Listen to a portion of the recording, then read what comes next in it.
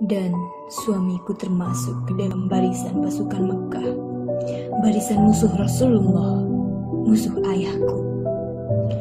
Segalanya dimulai ketika Damdam yang diutus oleh Abu Sufyan bin Harb berteriak nan dramatis di jantung Mekah. "Orang-orang Quraisy!" teriaknya tergopoh-gopoh seperti dikejar maut.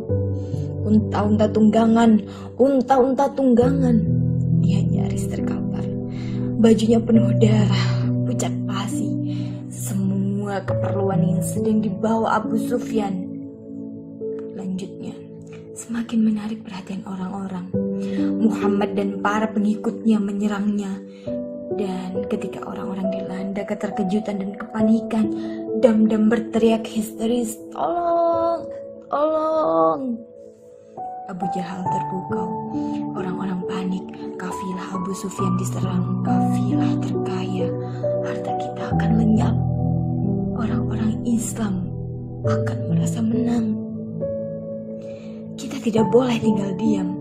Dan aku menyaksikan seluruh kepanikan dan ketakutan itu sembari berharap ayah akan menang. Sembari berharap pertolongan Allah akan segera datang. Sembari bergembira bahwa segala kesabaran menahun yang kami tunjukkan selama fase Mekah pada akhirnya akan segera berbuah. Aku menatap suamiku, Abu Al-As bin Robi putra Bibi Hala, yang bergegas menghunus pedang, berkata, "Jangan bilang padaku engkau akan ikut berperang."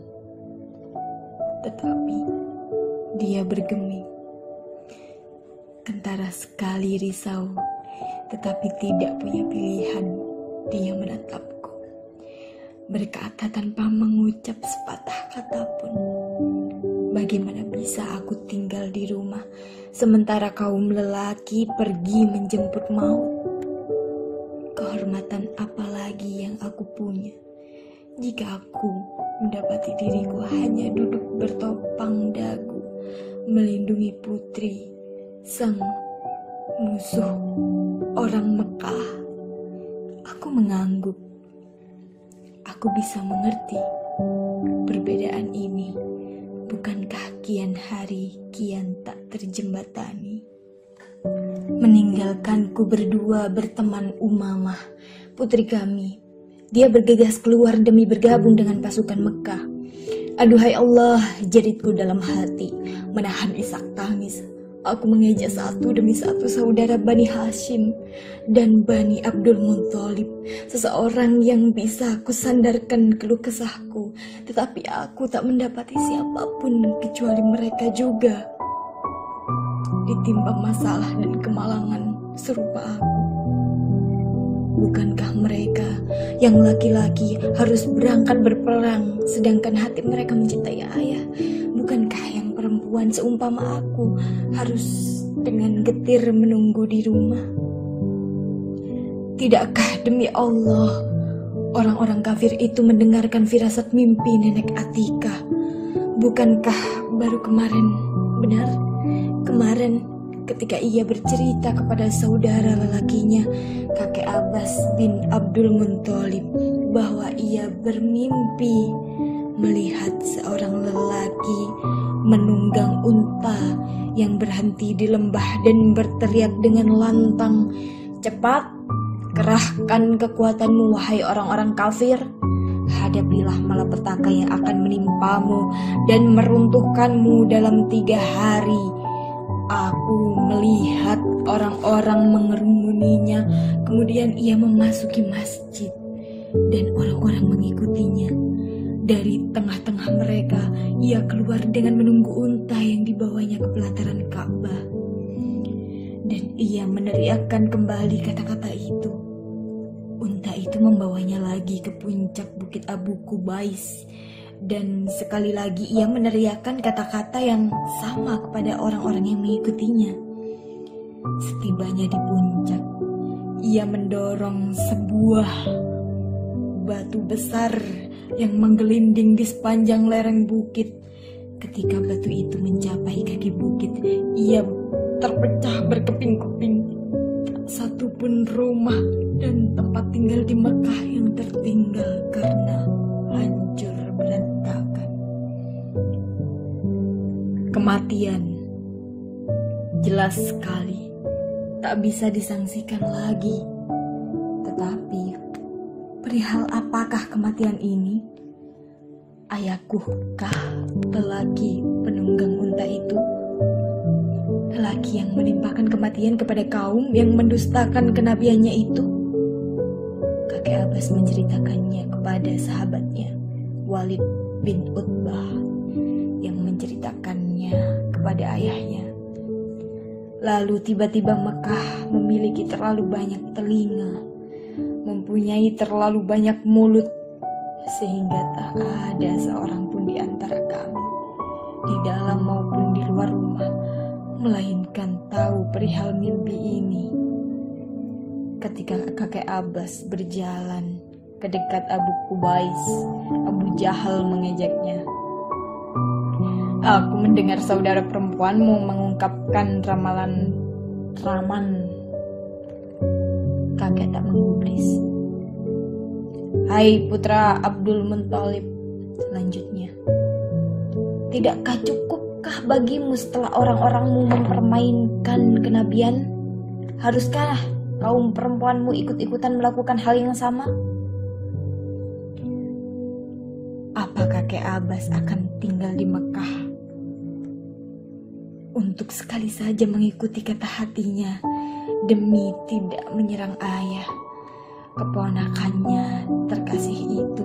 Bukankah ia telah pula menjadi seorang muslim? Bukankah Ummu Fadil, istrinya, juga demikian, dalam kadar yang jauh lebih yakin ketimbang suaminya itu? Tetapi seperti sudah kubilang, Bani Abdul Muthalib tidak punya pilihan. Paman Thalib bin Abu Thalib mengerahkan semuanya. Tak ada satupun kepala suku Quraisy yang berada di Mekah yang tidak ambil bagian kecuali Abu Lahab. Dia menyewa Al-Ashi bin Hisham yang memiliki utang kepadanya sebanyak 4.000 dirham dan tidak bisa membayar untuk menggantikannya. Umayyah bin Khalaf yang menyiksa Bilal dan memusuhi Abu Bakar pada mulanya tidak akan ikut, tetapi Uqbah memberinya dudupan ketika pemimpin Bani Jumah yang sudah penuh itu sedang duduk. Harumkan dirimu dengan ini, hai Abu Ali, ujarnya. Biarkan tubuhmu wangi seperti perempuan. Dan pergi ia ke medan Badar demi terbunuh oleh Bilal setelah nyaris menjadi tawanan perang. Hanya Bani Adi yang secara teguh menolak ikut berperang. Perang yang sebetulnya tidak mesti terjadi andai para pemuka Quraisy yang angkuh dan zalim itu mau menuruti saran Abu Sufyan bin Harb dalam suratnya. Saudagar kaya dari Bani Umayyah itu bilang bahwa ia berhasil meloloskan diri dari perangkap pasukan ayah dan bahwa harta benda Quraisy telah sangat aman. Jadi mereka tidak perlu pergi berperang. Tetapi Abu Jahal, gembong mereka, menimpali dengan angkuh. Kita akan tetap berperang apapun yang terjadi. Mereka nyaris sunyi senyap ketika pasukan itu kian lama, kian jauh, dan Badar menjadi saksi pertolongan Allah ketika paman Abu Sufyan, putra kakek Harits bin Abdul Muthalib, tiba di Mekah bermandi peluh dan keringat. Gugup oleh teror, Abu Lahab menyambutnya tak jauh dari tenda milik Ummu Fadil yang sedang membuat anak panah ditemani budaknya Abu Rafi. Tentu engkau membawa informasi, teriak Abu Lahab. Tetapi yang disambut menjawab dengan wajah terkejut, pucat, dan sedih. Demi Allah, ujarnya letih. Kami bertemu dengan kaum tersebut. Kemudian kami memberikan pundak kami kepada mereka. Mereka membunuh kami semau mereka, menawan kami sekehendak hati mereka. Tetapi ia tak mau mengaku kalah. Bagaimana bisa? Karena itu ia berkata, demi Allah, kendati demikian, aku tidak mencela orang-orang Quraisy. Kami bertemu dengan orang-orang putih di atas kuda, belang di antara langit dan bumi. Demi Allah, tidak ada yang sanggup bertahan menghadapi mereka.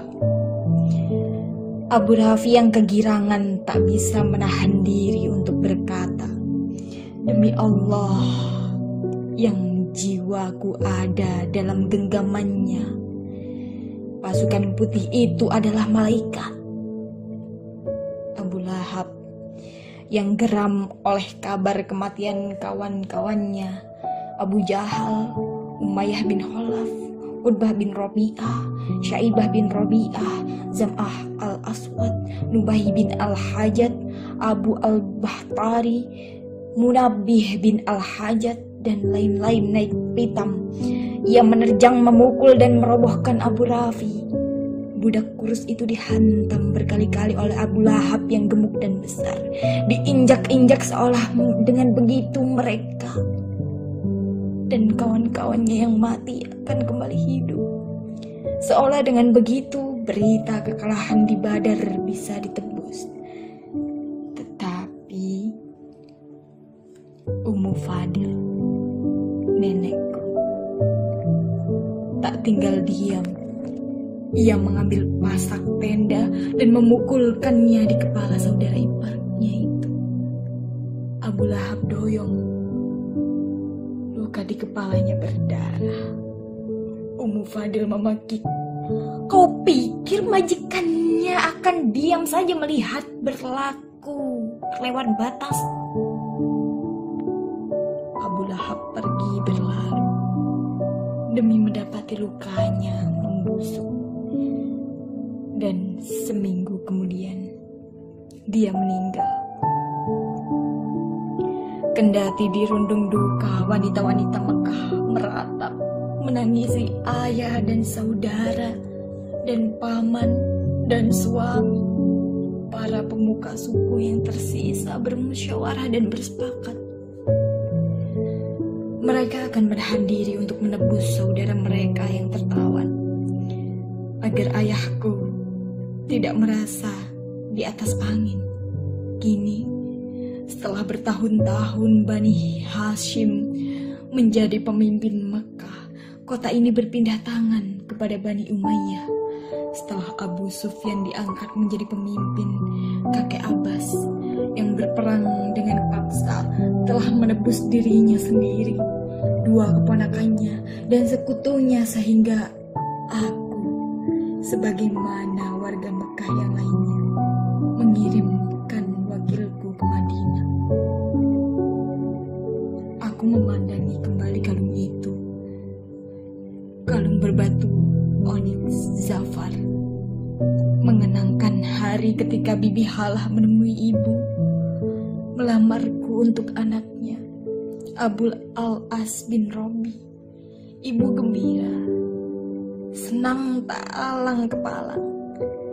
Pada hari pernikahan, ia menghadiahkan kalung yang tengah ia pakai, seuntai kalung cantik berbantu oniks zafar. Kalung yang sekarang sedang kupegang, ingatanku terbawa pada hari ketika orang-orang Quraisy mendatangi suamiku. Ceraikan istrimu, perintah mereka. Niscaya kami pernikahkan engkau dengan wanita Quraisy manapun yang engkau kehendaki. Kedua adikku Ruqayyah dan Ummu Kulsum telah diceraikan suami mereka, Utbah dan Utaibah. Jadi aku tidak melihat alasan untuk kejadian serupa tidak akan menimpa. Tetapi suamiku menjawab, tidak. Demi Allah, aku tidak akan menceraikan istriku. Dan menegaskan seolah kalimat tadi belum cukup jelas. Aku tidak ingin istriku diganti dengan wanita Quraisy manapun. Akan berimankah dia, suamiku itu? Tetapi tidak. Ia bersikukuh pada agamanya, kendati memberiku keleluasaan mengerjakan perintah agamaku. Pada hari-hari itu yang sangat panjang, dengan penyiksaan demi penyiksaan di depan mata, kami berdua semakin hari semakin menyadari bahwa kami saling mencintai, bahwa pernikahan ini bisa dipertahankan, bahwa kami tidak bisa selamanya berpura-pura. Baik-baik saja karena semuanya hanya masalah waktu. Cepat atau lambat, segala pengertian yang menumbuhkan rasa sakit dan bentangan jarak ini akan menusuk ke dalam seumpama duri batang mawar. Pada akhirnya pertengkaran itu pecah juga.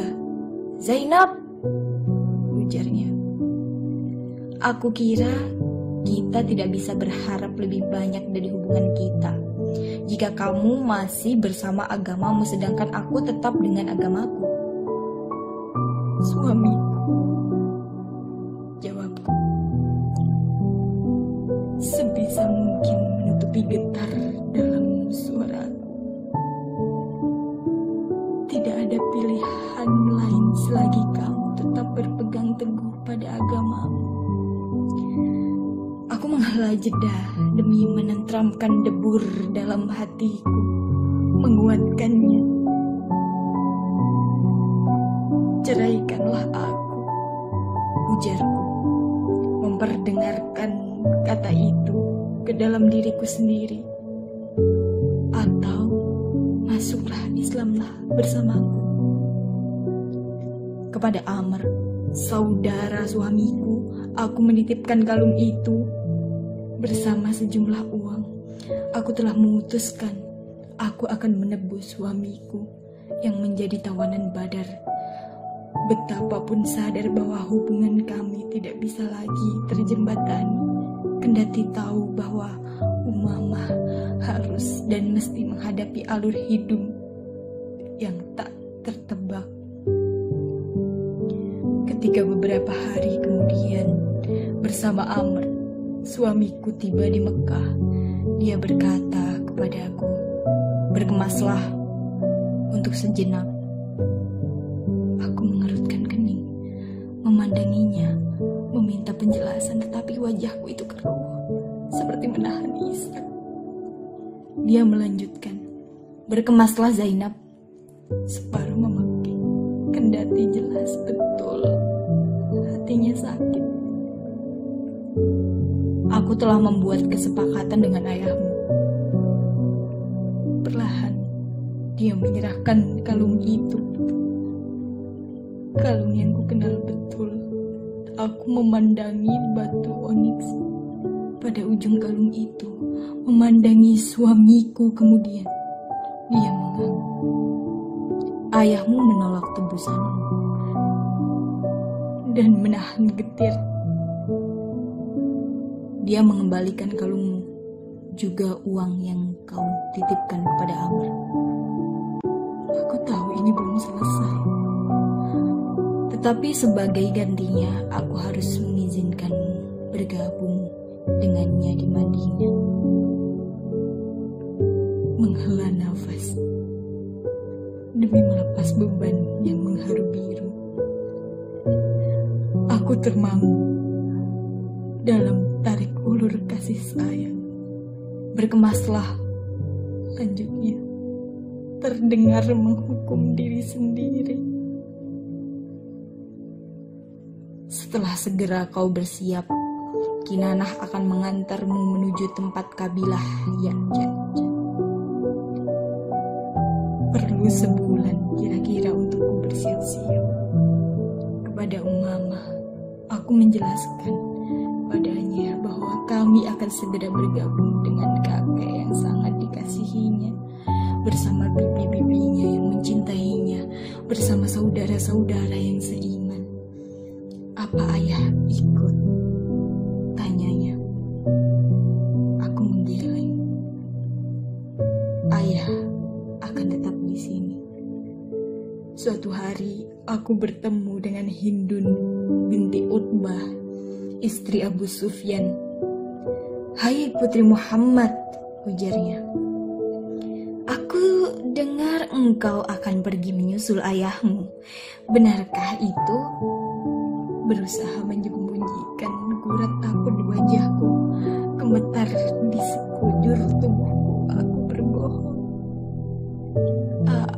Aku tidak akan menyusul ayahku. "Jangan begitu," kakaknya mengintimidasi. "Jika engkau perlu perbekalan," cibirnya, "atau uang, atau ya apapun itu, bisa bilang saja kepadaku." Pada hari yang ditentukan, Kinanah bin Ar-Rabi menjemputku. Suamiku melepas kepergian kami.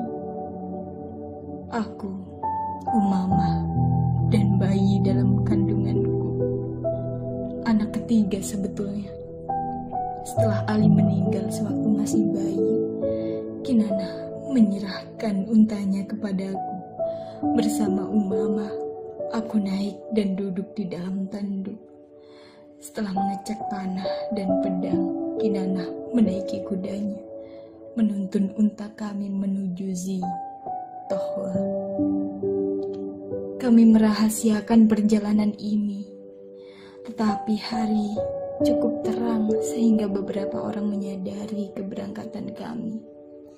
Habar bin Al-Aswad dan yang lain-lain mengejar kami. Dengan tombaknya, dia menusuk-nusuk ke arah tandu di atas unta. Aku memeluk Umamah dan berusaha sebisa mungkin menghindari tusukan itu. Menenteramkan debur ketakutan dalam dadaku, Kinanah membalikkan kudanya, menghentikan laju unta dan mengarahkan panahnya mengancam. "Demi Allah, jika kalian berani mendekat lagi, aku pasti melesatkan anak panah ini." Gertakan ini membuat mereka mundur. Bahkan Habar bin Al-Aswad. Tetapi aku mengalami kontraksi di perutku. "Ibu," tanya Umamah. "Ibu tidak apa-apa?" Aku menggeleng, menenangkan putriku itu, kendati yang sebenarnya terjadi tidak demikian. Di luar, sedekat Abu Sufyan datang, meminta Kinanah menurunkan panahnya, berkata, "Suatu kesalahan besar jika membawa wanita keluar dari masyarakatnya di depan mata orang banyak. Kalau saja engkau tahu bencana yang menimpa kita dan apa yang dilakukan Muhammad kepada kita, jika kamu mengantarkan mereka kepadanya, orang-orang akan melihatnya sebagai tanda bahwa kita telah kalah. Orang-orang akan berkata bahwa kita berada di pihak yang lemah dan tidak berdaya."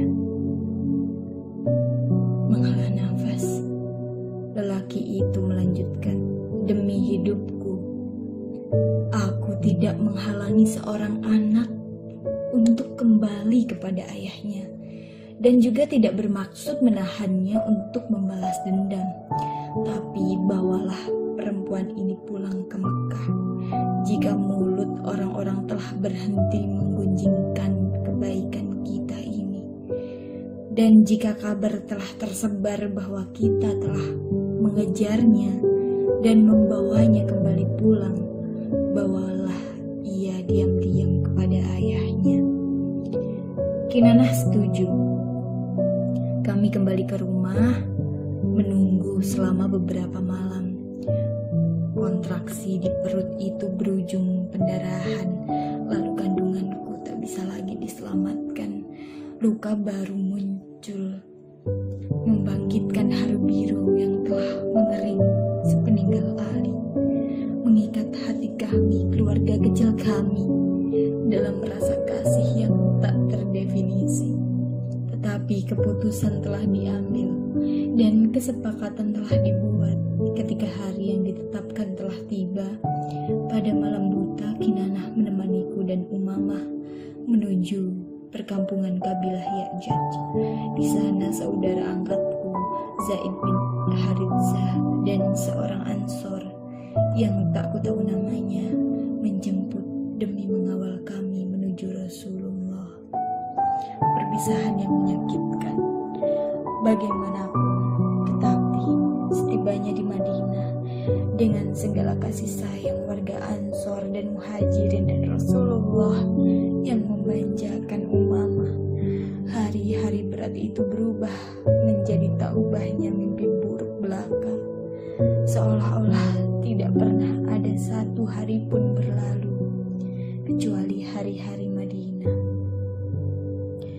Tahu-tahu sudah 3 tahun, tahun keempat, ketika pada suatu malam suamiku datang. "Beri aku perlindungan," ujarnya. Aku dalam keterkejutan memenuhi permintaannya, menyediakan tempat bermalam. Ketika subuh datang dan orang-orang serempak hendak sholat, aku berteriak dari sof wanita, "Hai manusia, sesungguhnya aku telah memberi perlindungan kepada Abu al-Ash bin Robi." Selepas sholat, ayah bertanya kepada sahabat-sahabatnya, "Apa kalian mendengar apa yang aku dengar?" Tak ada seorang pun dari mereka melainkan mengiyakan. Kemudian aku mendengar ayah berteriak kepada semua orang, "Demi zat dan jiwaku berada di tangannya, aku tidak mengetahui sedikit pun tentang hal ini hingga aku mendengar apa yang kalian dengar. Sesungguhnya kaum muslim harus memberikan perlindungan kepada orang yang paling lemah di antara mereka." Ketika pada akhirnya, sebagaimana bisa diduga semua orang, ayah bergegas ke rumahku. Beliau berkata, "Putriku, muliakanlah dia, tapi jangan sekali-kali dia mendekatimu karena engkau tidak halal baginya." Aku menjawab, "Sesungguhnya dia datang semata-mata untuk hartanya." Mungkinkah itu? Benarkah yang kuucapkan? Jujurkah yang Abu al-Ash sampaikan? Ataukah ia hanya sekedar rindu bertemu putri kecil kami? Rindu berkumpul bersama lagi? Rindu kepadaku? Kenapa ayah Abu al-Ash mengadukan perampasan harta dagangannya? Ia sedang dalam perjalanan pulang dari Syam ketika Sariyah yang dipimpin Zaid bin Haritsah mengepungnya. Lelaki itu sadar tidak akan selamat jika melawan, maka ia kabur. Tapi sebagai orang yang amanah, sebagaimana aku mengenalnya dalam bertahun-tahun. Kebersamaan kami, suamiku, tidak akan pulang sebelum menemukan jalan keluar. Harta itu bukan miliknya sendiri, tetapi juga harta titipan orang-orang Quraisy. Dan ia tak punya pilihan yang harus menghadap ayah dan meminta belas kasih, atau ia akan dicerca, kehormatannya akan jatuh terinjak-injak. Maka tadi malam mengendap-endap ia memasuki Madinah, menemuiku memohon perlindungan. Aku mengabulkannya, sebagaimana engkau tahu. Dan selepas ia selesai menceritakan semua kejadiannya sejak awal, ayah mengangguki. Beliau bersegera menemui para sahabat dan berkata, "Jika kalian mau mengembalikan harta kekayaannya, maka itu sangat aku inginkan. Tetapi jika tidak, harta itu menjadi harta fa'i yang diberikan Allah kepada kalian." Dengan segera orang-orang mengembalikan semua barang dagangannya, hingga hal-hal terkecil seperti tempat air dari kulit dan kayu kecil untuk mengangkat karung. Adakah hatinya tersentuh sekali oleh kejujuran kami, kaum muslim? Adakah hidayah itu akan datang? Adakah dia akan masuk Islam sehingga pernikahan kami akan dilanggengkan? Tapi suamiku pergi tanpa menyisakan kesan untuk beriman. Dia membawa serta harta bendanya seperti pelancong yang numpang berteduh, tanpa sama sekali menyisakan jejak di belakang. Tetapi kelak aku akan mengetahui bahwa setibanya di Mekah, dia mengembalikan harta kekayaan itu kepada setiap pemiliknya. Ketika telah cukup yakin semua harta itu telah dikembalikan, dia berkata di hadapan orang-orang, "Aku bersaksi bahwa tiada Tuhan selain Allah dan bahwa Muhammad adalah hamba dari Rasul-Nya." Menegaskan, demi Allah, tidak ada yang menghalangiku masuk Islam di tempat Muhammad kecuali karena aku takut kalian menyangka aku ingin memakan harta kalian. Kemudian dia kembali ke sini, ke Madinah, dan ayah melanggengkan pernikahan kami dalam Islam. Jika saja masa indah mampu menghapus kenangan buruk dan rasa sakit.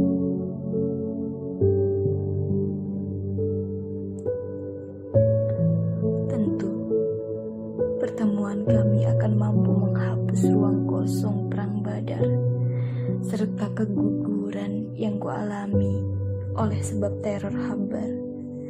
Tapi kehidupan harus terus berlanjut, dan kami menikmati setiap hari yang datang.